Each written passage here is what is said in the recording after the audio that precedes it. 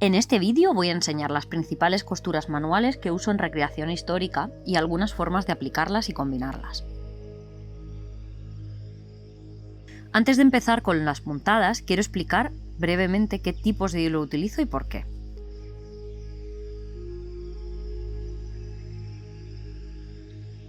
Yo suelo coser con hilo de lino, de seda y de lana.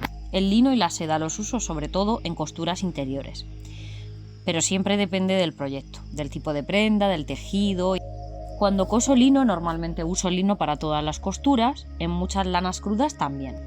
Pero en lanas teñidas, sobre todo en los remates, prefiero usar lana del mismo color para que no haya diferencia y las costuras sean mucho más integradas. Para coser, el hilo tiene que ser bastante resistente. El lino y la seda son los más fuertes y para reforzarlos aún más se pueden cerar. Hoy voy a hacer unas muestras sobre lana, cosidas con hilo de lino para que se vea mejor, aunque normalmente elegiría en las costuras visibles un color de lana igual a la tela.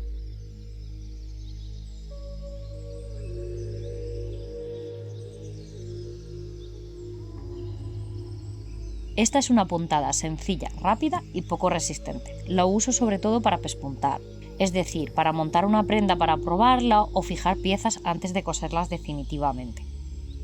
También para algún borde de cuello, mangas o bajos. Se hace avanzando en una sola dirección, dejando pequeños espacios entre puntada y puntada. La costura se ve como una línea discontinua y se ve el inverso al lado contrario. Se pueden hacer varias puntadas a la vez.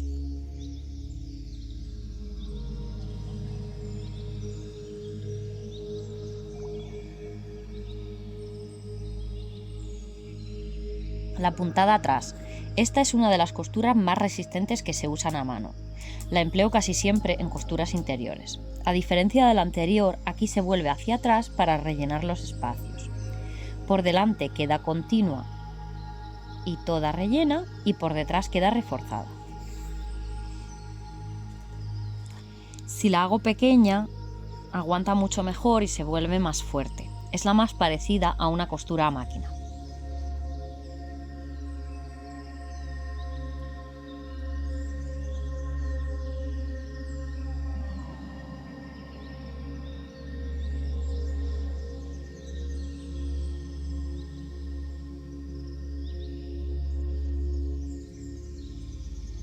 Látigo. Esta puntada se usa sobre todo para rematar, bordes, dobladillos o costuras dobladas hacia adentro. También para coser dos piezas con el borde doblado hacia el interior. Vamos cosiendo por el borde, la aguja entra recta y el hilo forma una diagonal.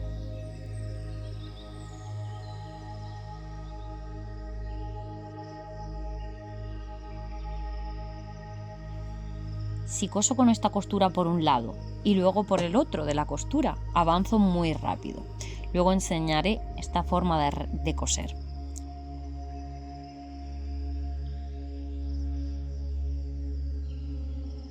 Si coso con esta costura dentro de la tela y luego vuelvo hacia arriba, formo un zigzag o una X, que es una costura mucho más flexible.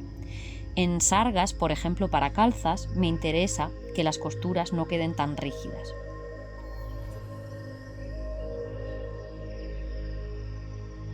El festón se utiliza sobre todo para unir piezas o para remotar bordes que necesitan aguantar.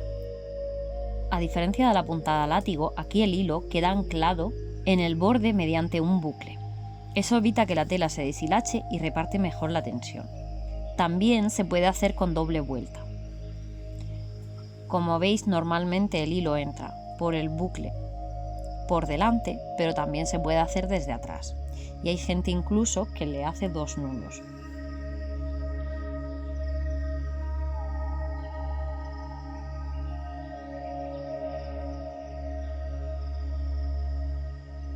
Cuando hablo de remates, me refiero al acabado final de una costura o de un borde.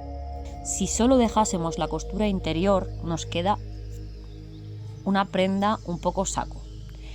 Si la rematamos hacia afuera y la aplanamos, tenemos un acabado muchísimo mejor.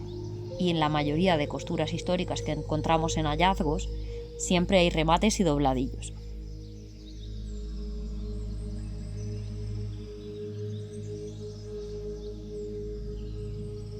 Un dobladillo básico se puede hacer con puntada látigo. También se podría hacer con puntado continua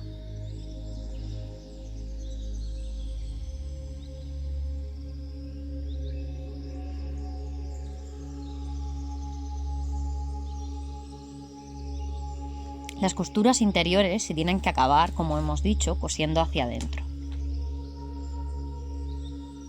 Se puede doblar hacia un lado ambos sobrantes o cada uno hacia un lateral.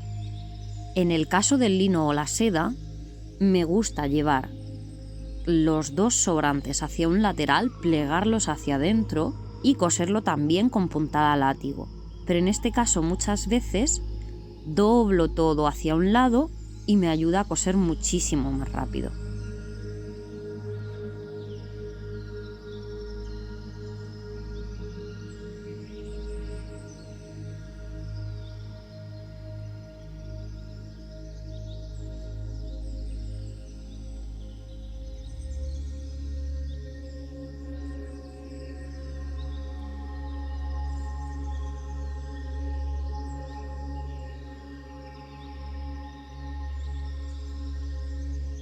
Para la lana, a mí me gusta abrirlas y rematar hacia cada lado con puntada látigo.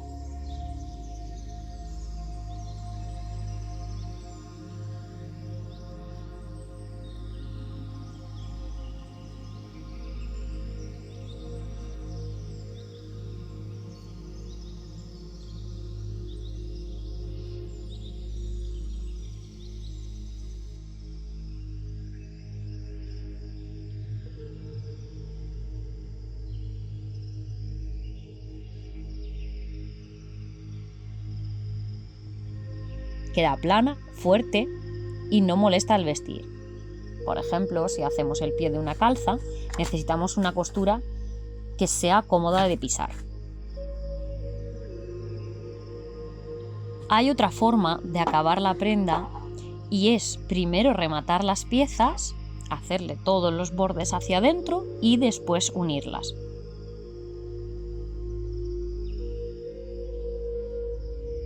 Este tipo de forma de coser la utilizo sobre todo cuando tengo que unir piezas muy grandes y me cuesta llegar al remate interior después de coserlas, como por ejemplo al unir las mangas a un jubón.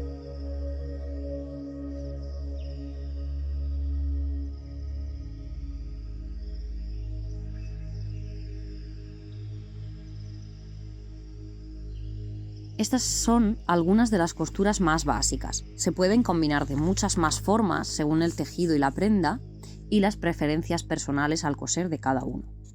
En otros vídeos enseñaré cómo las aplico en prendas completas.